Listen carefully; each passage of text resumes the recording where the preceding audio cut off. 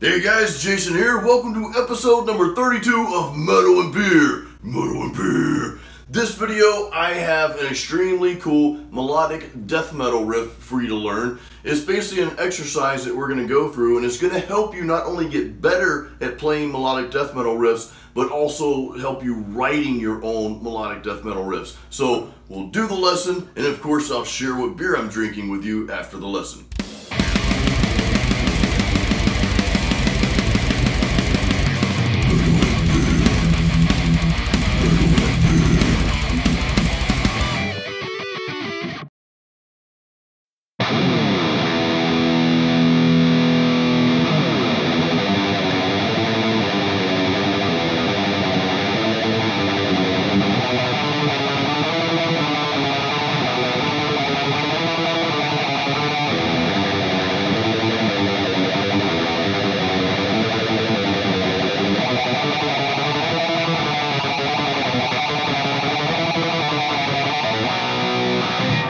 Alright guys, so let's learn that melodic death metal riff. There's two parts here, and I'll break them both down. But first, let's talk about quickly the technique, the core technique that we're using here. And that's the fast alternate picking. And that's kind of the culprit of melodic death metal, or death metal in general. And I think that I've stated this on previous videos. So we've got to get really good at that fast alternate picking.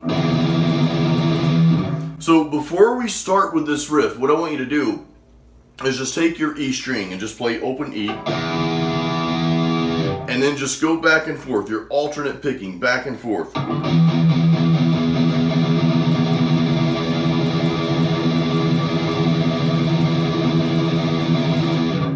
Sounds like a choo-choo train. Now, a better way to do that is set like a metronome or have like a drum machine, drum track or something like that to keep a beat so that you can keep your timing down. You also notice I'm kind of lightly palm muting that a little bit.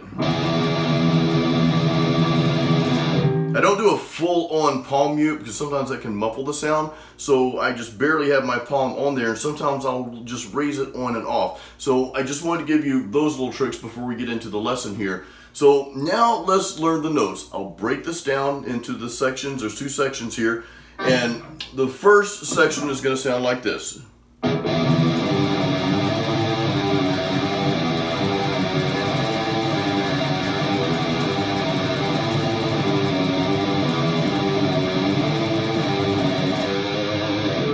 Now the notes that we're hitting, and you'll see the tablature somewhere up there. Gotcha. There it is.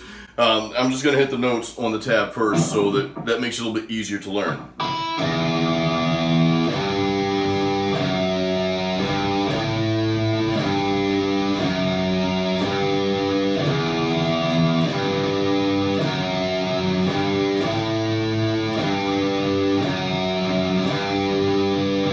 So learn that pattern. Now that you have the pattern down, apply that technique, that fast alternate picking technique that we just went over.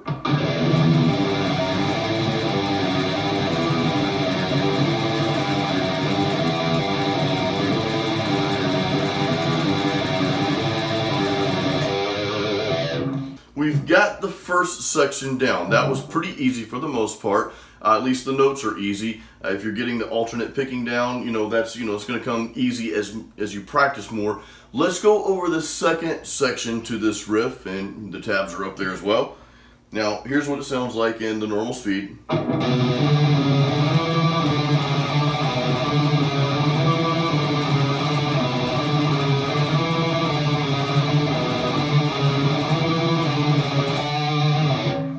So, like we did in the first section, I'm just going to play the notes, just the single notes without the fast alternate picking.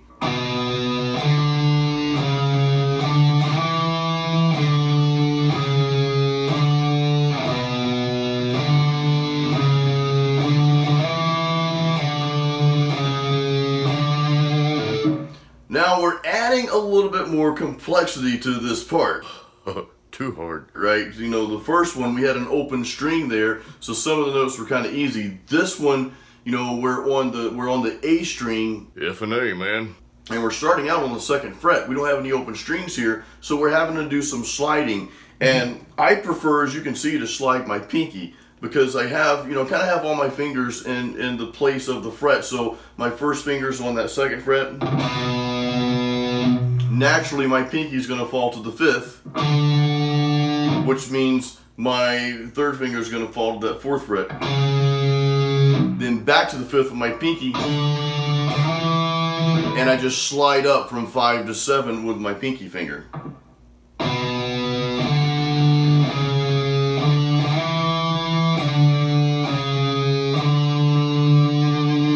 So now that you know the notes, you can apply the speed picking, that fast alternate picking that we love so much in our melodic death metal.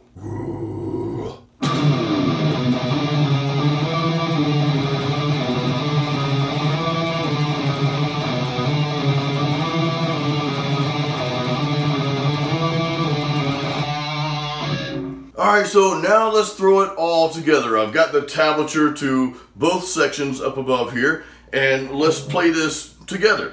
So 1, 2, 3.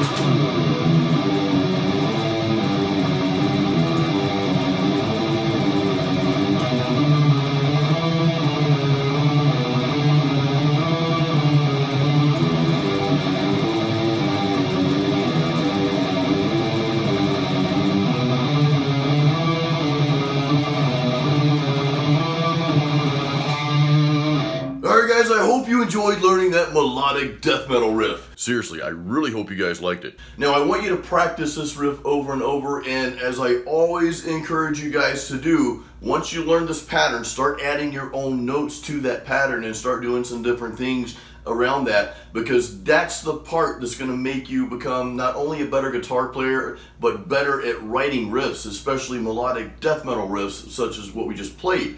So one more thing I want to just chat briefly about before we get to my beer part, the beer tasting, which I'm excited about. Honey, get me a beer. I want to real quick talk about what makes melodic death metal melodic death metal. Like, what's the difference between melodic death metal and just regular death metal? I love the subgenres of metal. This is so cool because, you know, it's all metal music in some capacity, but they're broken down by these subgenres or microgenres, whatever you want to call them. But my feelings on melodic death metal is that, I mean, this sounds very basic, but there's a melody behind the music. And as you can hear and feel what we're playing there, you know, the guitar, even though we're playing, you know, super fast and heavy metal music, the guitar is speaking out. It's got a melody line. It's a very distinctive melody line that you're playing. So that to me is really what makes melodic death metal what it is. And that's kind of what separates it from, you know, some of the other types of metal and just, you know, the regular death metal, which I like. I like most subgenres of metal music in general. I like the classic stuff. I like the modern metal. The only one I didn't really care too much for was the new metal, the NU metal. Wasn't really a big fan of that because they just played power chords and it's like there's no riffs. Where's the riffs? Like, where's the beef? Remember that commercial? I'm showing my age. Anyway, so now you're probably wondering, what's Jason drinking today? Well, I'm glad you asked. Today I am drinking a brand new beer for me. I've never tried this before. It's by Weyerbacher and it's called Sunday Morning Stout.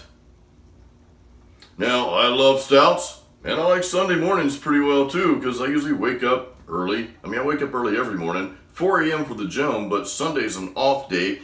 But the dogs still wake us up at like 6:30. They have to go out and pee and they're hungry and all that good stuff. Anyway, I still love Sunday mornings because I cook breakfast, make coffee, and all that good stuff. So we're combining my Sunday mornings with stouts. I've never had a stout on Sunday morning though. Perhaps I'll try that. Anyway, let's see how this tastes.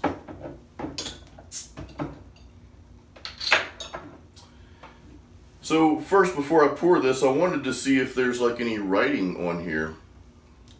Okay, stout aged in bourbon barrels with coffee. Whoa, 12.7%. Okay, this ought to be good. Wow, that's like motor oil. See how dark that is? It's definitely a stout. I know my buddy RJ, he would love this. Well, he doesn't like the coffee, never mind. I know he likes dark beers. RJ, if you're watching this, cheers, dude. You don't like coffee, so I'll have one for you. Sunday morning stout. Here we go. Cheers, guys.